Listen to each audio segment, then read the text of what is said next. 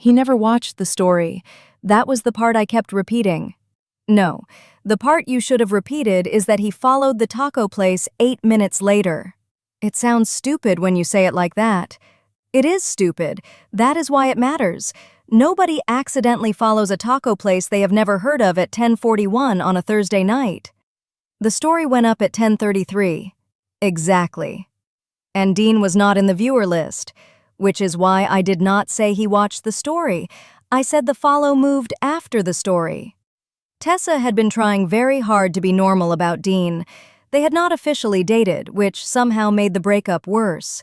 7 months of dinners, sleepovers, airport pickups, hoodie borrowing, and Sunday grocery runs.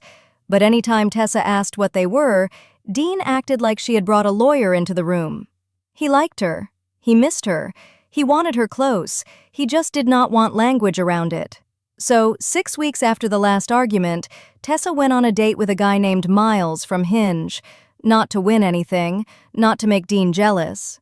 Mostly because she was tired of organizing her life around someone who could disappear for 3 days and then text, "You up?" like nothing had happened. Miles picked a small taco place in East Austin with neon cactus lights and a line out the door. Tessa posted one story from the table, no face, no tag, just 2 Topo Chicos, a basket of chips, and the little paper table marker that said 14. She almost deleted it.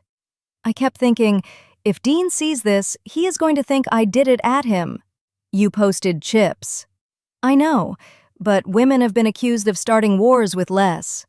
Fair, the story went up at 10:33 p.m. At 10:39, Tessa checked the viewer list. A few friends, her cousin, one girl from Pilates. No Dean. At 10:41, Dean's public account followed the taco place. Not Tessa, not Miles. The restaurant. Tessa saw it because Jules sent the screenshot first. Before you spiral, this does not prove he saw your story. You are the one who sent it. Because it is weird, not because it is proof. That distinction saved the whole night. If Jules had said, he definitely watched from a burner, Tessa would have spent 2 hours searching for fake accounts and inventing a courtroom in her head. Instead, Jules made her write the timeline down. Story posted, 10:33. No Dean invisible viewers, 10:39. Dean follows restaurant, 10:41. No like, no reply, no message. Just a public follow sitting there like a fingerprint nobody wanted to call a fingerprint. The next morning, it was gone. Dean had unfollowed the restaurant before 8 a.m. That bothered me more than the follow. Because the unfollow means he knew it looked like something. Or he just changed his mind. Sure, people change their mind about taco accounts in the middle of the night all the time. At 11:18 that morning, Dean texted, "Hope downtown was fun." Tessa stared at it for so long her coffee went cold. She had not posted downtown in the caption. The restaurant account had East Austin in the bio, but the story itself did not say the neighborhood. Miles had not posted her. She had not tagged him. Nothing on her page said date.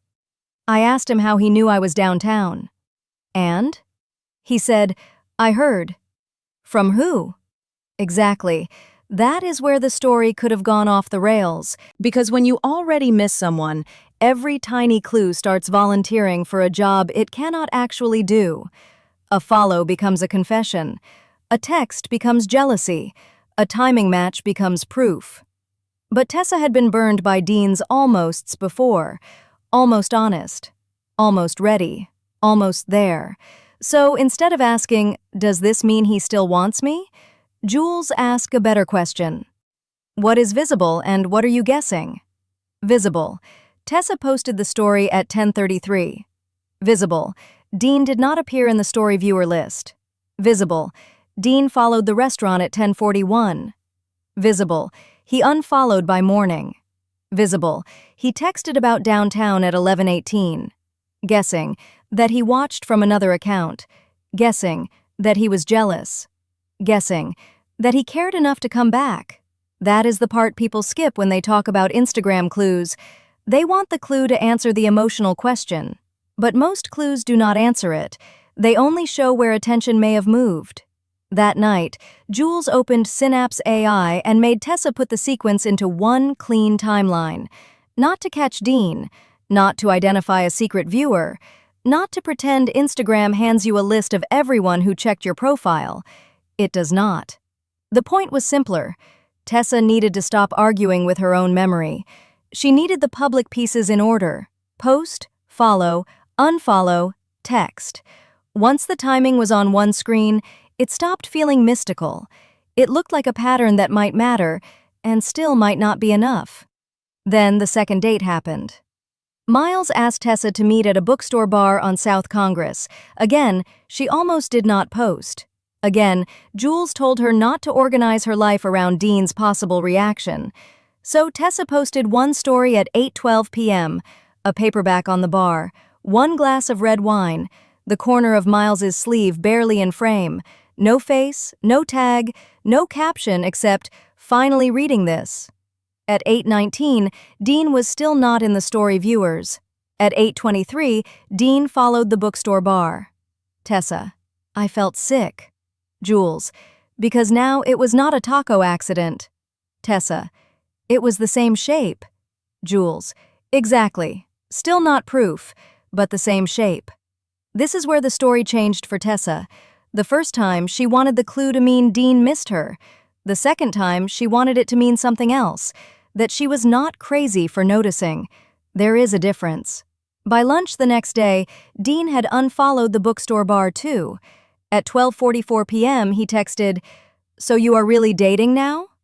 Tessa did not answer for 20 minutes. Then she sent one sentence.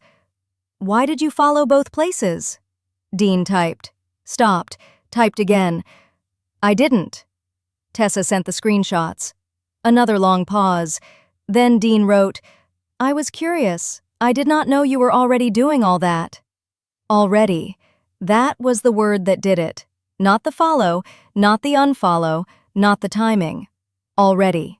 Because Dean had spent 7 months refusing to call it a relationship, then 6 weeks acting like distance was mature, and now he was wounded by the idea that Tessa had accepted the distance. Tessa: I wanted to say, doing what? Living? Jules: you should have. Tessa: I said, you wanted me available, not chosen. Jules: better. Dean did not have a good answer. He said he had been checking because he missed her. He said he did not want to bother her. He said the restaurant follows were nothing. And maybe, in a technical sense, they were nothing. A follow is not a promise. An unfollow is not an apology. A repeated timestamp is not a relationship. But the pattern did give Tessa one useful thing. It showed her the difference between attention and accountability. Dean wanted updates. He wanted clues. He wanted to know whether someone else was sitting across from her under neon lights. What he did not want was the risk of saying plainly, I want to try again. So Tessa stopped feeding the mystery. She muted Dean. She stopped checking whether he viewed. She stopped posting with one invisible person in mind. 2 weeks later, Miles took her to the same taco place again. This time, she tagged the restaurant because the tacos were good, not because she needed a reaction. Dean did not text. Or maybe he saw it and said nothing. That part no longer mattered as much. The takeaway is not that every follow means your ex is watching. It does not. People tap around. People get recommendations. People act weird online for reasons that have nothing to do with you. But when the same public behavior repeats around the same emotional trigger, it is worth writing down before you start inventing a story around it. One signal is noise. 2 matched signals are a question. A pattern can help you stop gaslighting yourself. It still cannot make someone brave.